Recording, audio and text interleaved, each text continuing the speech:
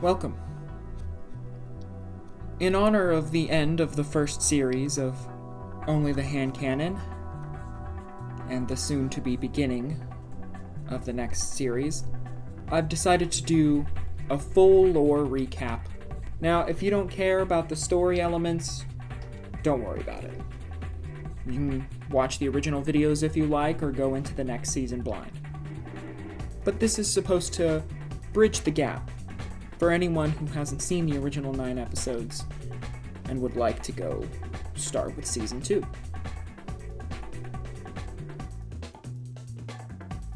What can I say that hasn't already been said?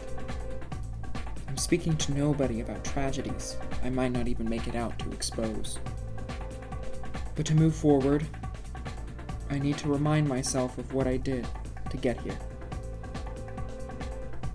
A long time ago, or maybe like a week, I don't really know anymore, I was enlisted by the government to travel with 2 other agents to what I thought was a largely rural country, as guerrilla warfare was threatening to overthrow the government.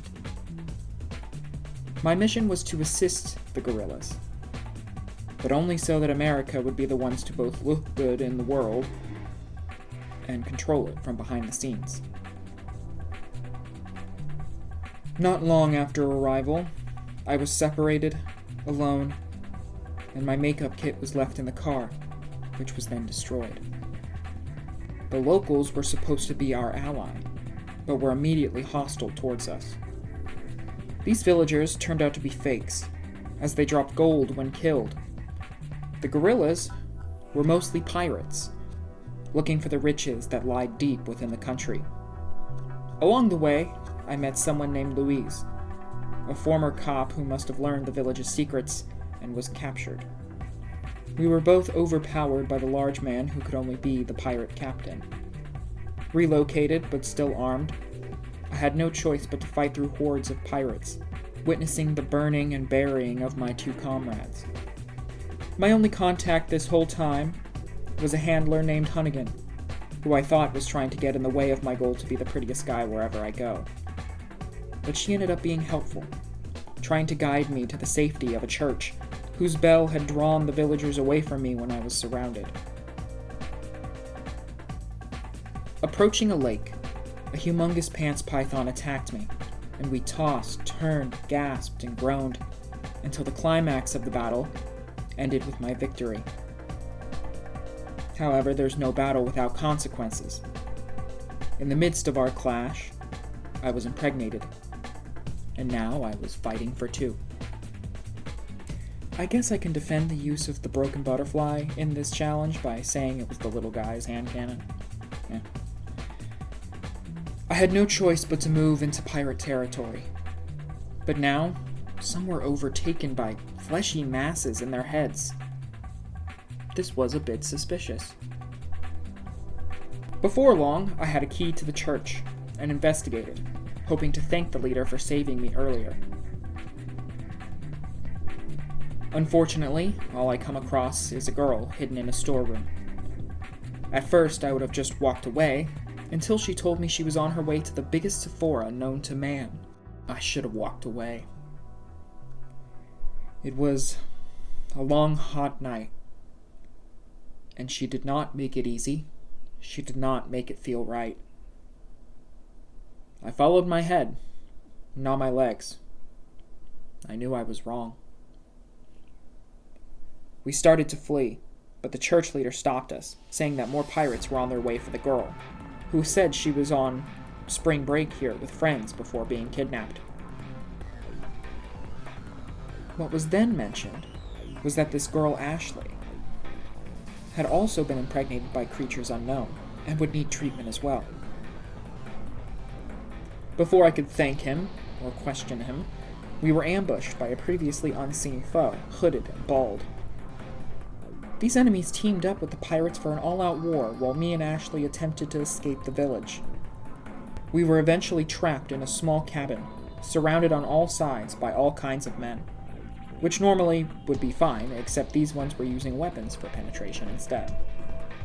Thankfully, Lewis was there to take it with me, and we spent all night finishing them off, one after another. We split up right afterwards, and it was time to leave the village. But the way was blocked, only able to be unlocked using a rectal scanner, which turned out to be the pirate captain's ass, who I dispatched like a seafood chef would.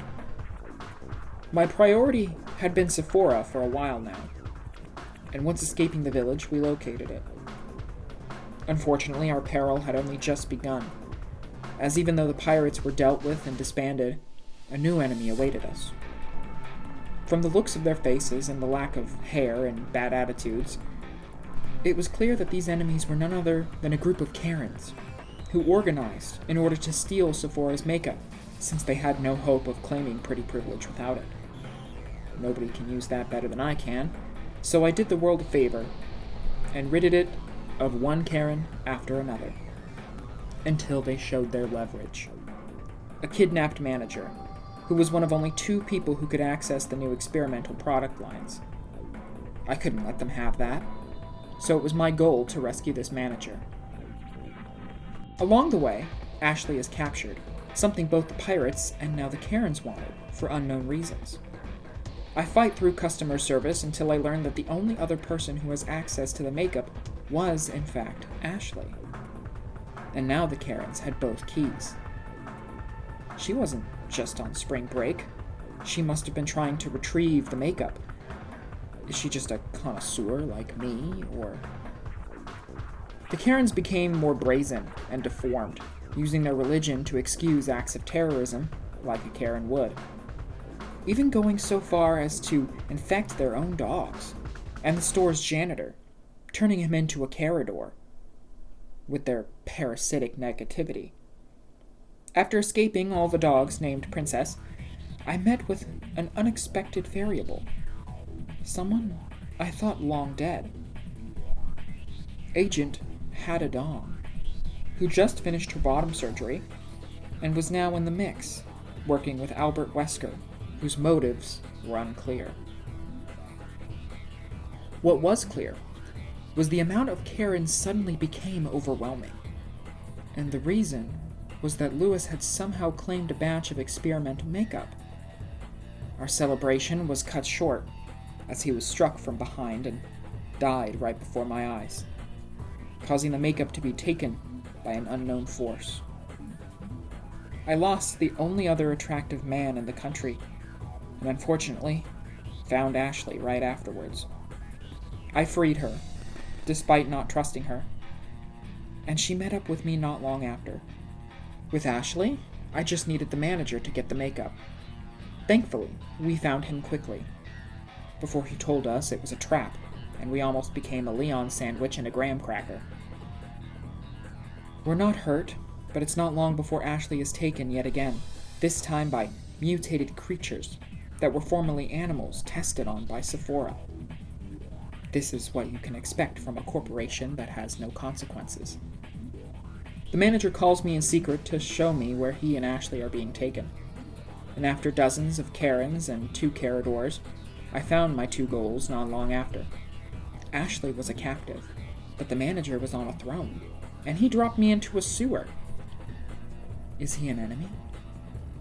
Part of him is, as he let me know his right hand had been infected, which caused him to be hostile towards innocent people, like a Karen would.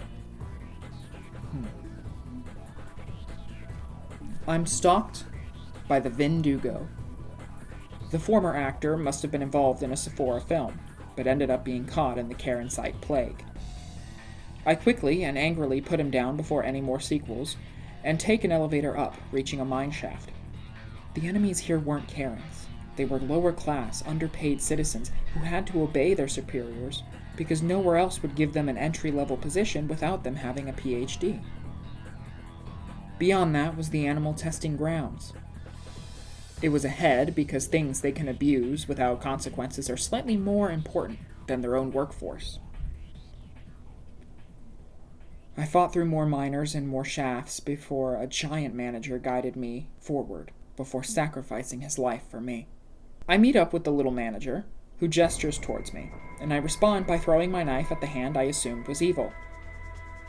It was the wrong hand, so I make my way up a tower to go and apologize, but it was not to be. as instead of kissing and making up, the manager revealed himself to me. The reason why he and Ashley are the only ones with access to the makeup are the fact that they're siblings, and their father is the CEO of Sephora. Unearthing the Karen site and experimenting on it caused the manager, whose name is also Ashley, to be deformed and subsequently disowned by his father. So, Manager Ashley is spelled as you would spell Ashley, Ashley. But the whole time, the other Ashley that I've been guiding spells it with an EIGH at the end. If I had known that from the beginning, I would have never have trusted her, or her parents. Ash orchestrated this takeover with the Karens to gain control of the makeup, and thus unlimited power. And Ashley was being experimented on to become a Karen, and in control of Ash, making him heir by proxy.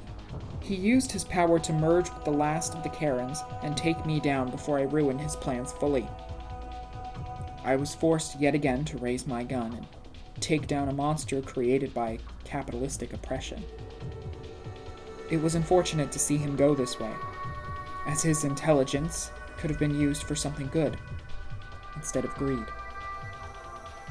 The Karens had been finished, mutually destructing with Ash because if they can't have what they want, nobody can. But Ashley still needed to be recovered, and the Karen site was still in play, able to create more monsters wherever it was. Hadadong arrived to take me to the next location. An oil rig connected to an industrial island off the coast, used to harvest vast amounts of raw material so that Sephora could create a monopoly on the resources under everyone's nose. Unfortunately, this information caused a revelation. This plan was very American, which means the entire time, my job wasn't a government takeover. It was a cover-up, since everything had gone wrong for them. America must be in cahoots with Sephora to enact this plan of domination, and I was doing what they wanted by destroying the evidence and testimonies of those infected. My only option now was to save Ashley and make sure she testifies on behalf of her family's company. And also make sure both of our pregnancies were terminated, to avoid becoming just 2 more victims. I locate her, but new enemies are in the way.